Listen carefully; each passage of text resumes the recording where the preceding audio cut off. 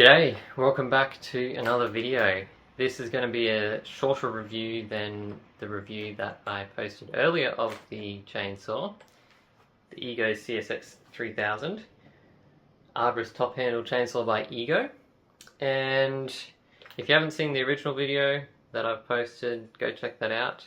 If you don't have time, because it's an hour long, just continue watching this one because I'm hopefully going to make it a bit shorter this time. I first became interested in Ego's stuff when I saw my mate had the Z6 Zerotone, which is a very powerful mower. I got on that thing and you can almost get the front wheels off the ground. It has so much power. I was so amazed when I found out that the power that it has is just coming from the batteries, seriously. Couldn't believe it.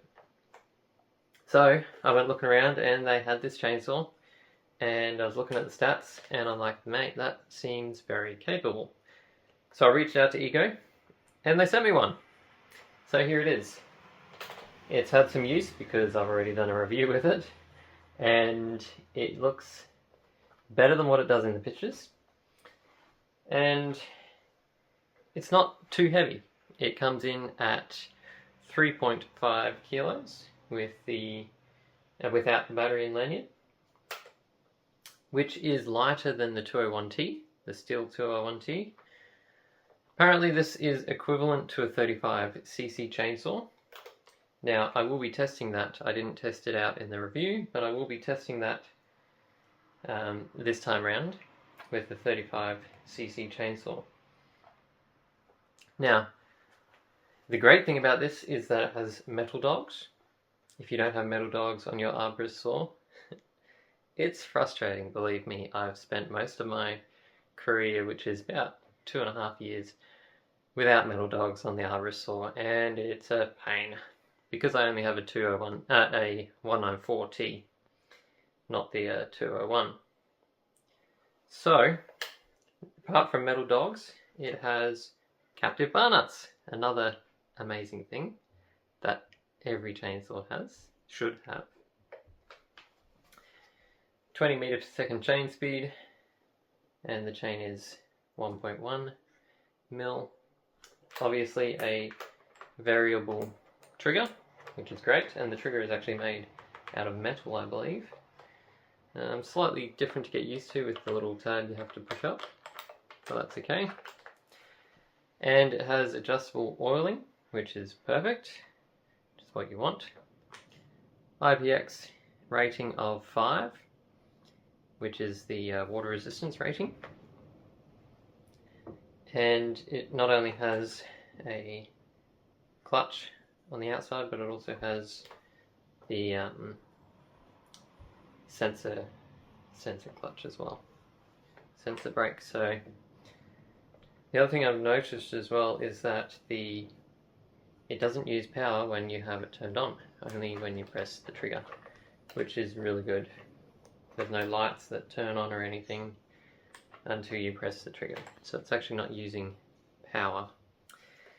In regards to the battery, one that they send in the pack is a 56 volt 5 amp hour battery, which is more than capable enough to do a day's work from what I've found. The only thing is that this does sit on your harness with the holster, and it gets quite heavy, so which can be a deal breaker for some people, because and it's quite big, so sitting on your harness, quite heavy and big, can be a deal breaker. But once you find out how much power this thing has, it is amazing. You could get used to the weight of the battery with how much power you get for the saw, which is great. So that leads us on to the holster and lanyard. This is the power cable for the chainsaw, but it also doubles as the lanyard, which is amazing. You don't have to have two cables with it, which is great. Attaches onto your harness. This also goes onto your harness, so you don't pull the cord out the holster when you drop the saw, if you drop the saw. shouldn't be dropping the saw, but these things happen sometimes. Nice little loop for your attaching it back onto your harness when your saw is on your side. Now the other thing is with this, I don't find that this is very secure. I've had it come out once or twice when I was using it. Overall so far, there we go, clipper's come undone. So pretty much it's just a loop of metal and you just push it in and it sits there like that. Even with the, which way does this go in? Yep, that way. Even with it plugged in, it still moves around quite a bit and you can have it come out on you, which I had, there we go, which I had a couple of times when I was using it. And if that happens and you hang it like this, you could pull the cord out because it's sitting there like that and it just pulls out. So just be mindful of that. That is something that you can fix by just putting a carabiner on there instead of your just hooking it on with the little clip there. Now, it also has a dust cover window, which is to clean the dust out of the fans, the cooling fins of the engine. The engine speed is 10,500 RPMs. Now I have to trust them in that because I don't have any way of testing that myself. It has a transparent oil tank, which is fabulous, but with that it also has, which is amazing for a battery saw, never seen it on anything else before, has a light to indicate when the oil is actually low. And it has a light for your battery, which most battery saws have as well. Lateral chain tensioning, which is perfect. Don't you hate it when you have to try and get in between the bar and the body when you have to try and tension it? Well, it's on the side, which is perfect. It has a reversible bar and chain like most saws. And you can fit up to from 30 centimeters to 40 centimeter bar and chain, which is quite large and has a high efficiency brushless motor. So overall, this thing is quite capable. It has a lot to it, and Ego have put in a lot of effort to try and figure out how to make it the best it can be. In that review that I did last time, I tested it against a Makita battery saw, the 40 volt one, and my climbing saw, the 194T.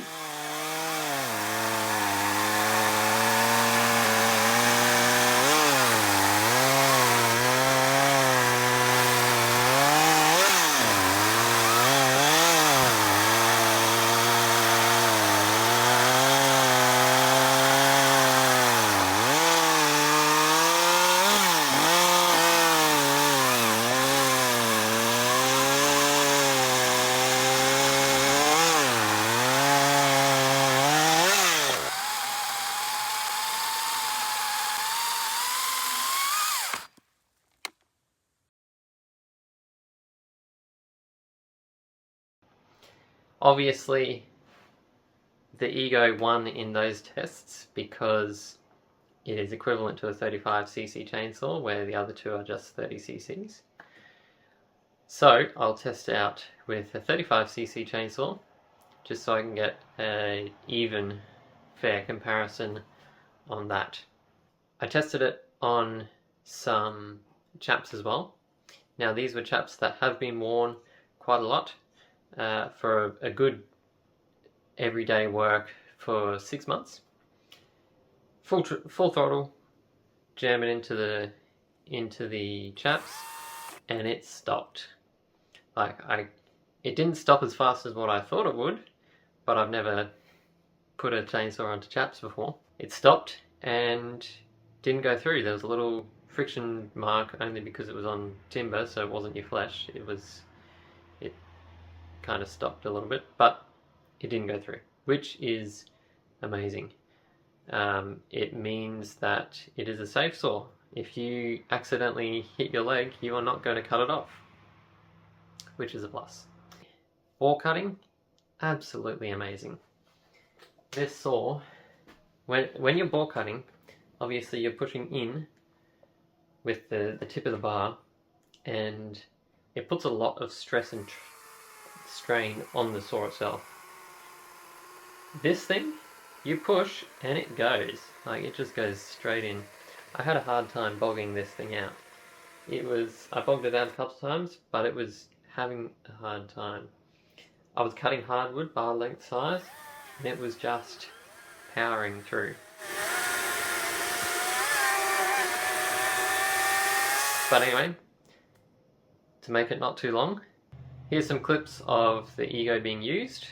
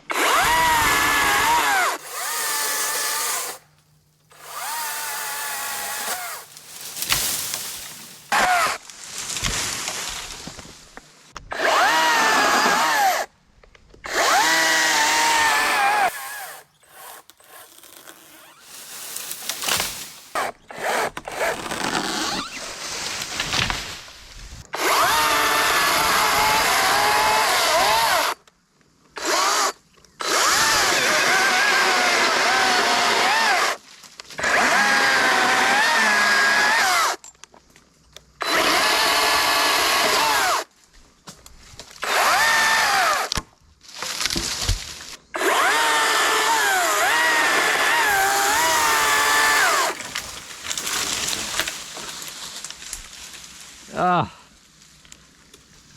you've got too many trees, lad. That's what you're here for. Yeah. Let's knock it out with this one.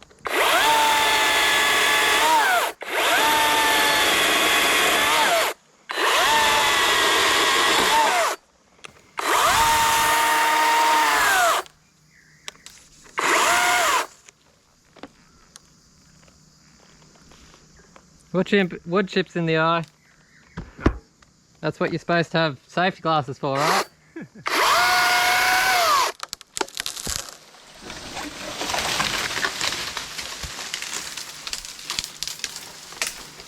I tried.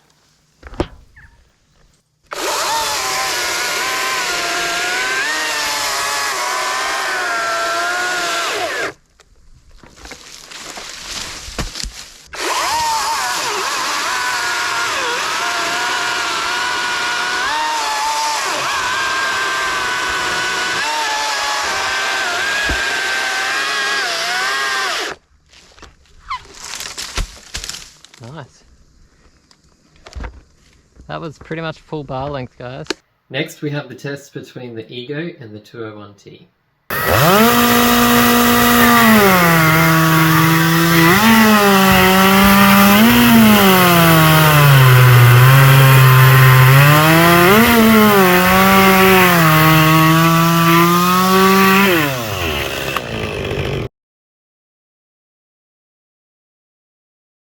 Overall, the STIHL was 3 seconds slower than the Ego. There are many factors that go into this though. There is the type of chain, the sharpness of the chain, and the bar. There's so many different factors. The timber as well. There still had a full chisel chain, so technically it should have been faster because the Ego only had the semi-chisel. But there's so many different factors that you can't get a super accurate test unless you are able to switch the bars and chains, which I wasn't able to do in this test.